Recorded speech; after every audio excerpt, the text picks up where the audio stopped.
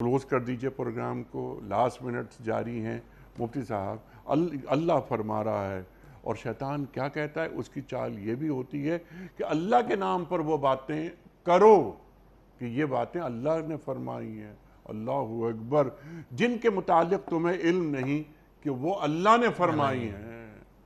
अल्लाहु अकबर।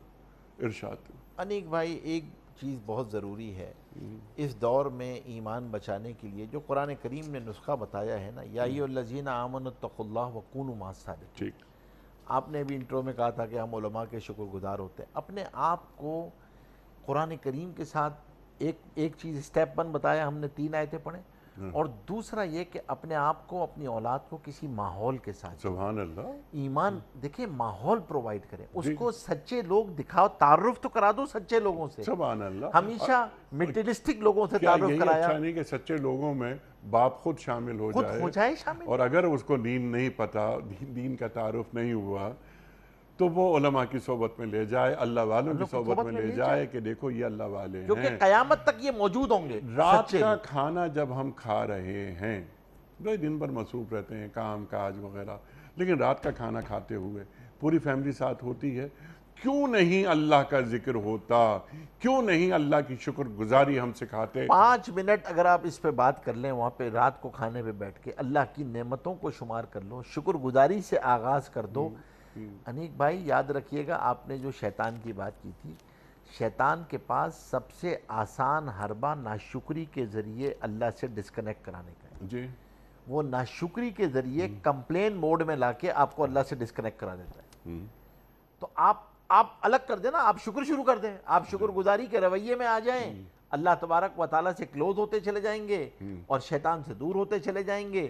तो आपने सबसे पहली आयत पे अमल किया, हलाल लुक़मे का एहतमाम किया, दूसरी चीज़ पे अमल किया कि भाई शुक्र का एहतमाम किया, अपने आप को माहौल के साथ जोड़ा, अल्लाह तबारक व तआला की इताअत में आए, हिज़्बुल्लाह में शामिल हो गए, हिज़्बुश शैतान से निकल गए, खुद ब खुद आपका रूहानी सफ़र का आगाज़ हो जाएगा और आप हिज़्बुल्लाह में आगे से आगे बढ़ते चले जाएंगे। अल्लाह तबारक व तआला कदम कदम पे आपकी नुसरत फरमाएंगे, कदम कदम पे आपकी मदद आ रही होगी।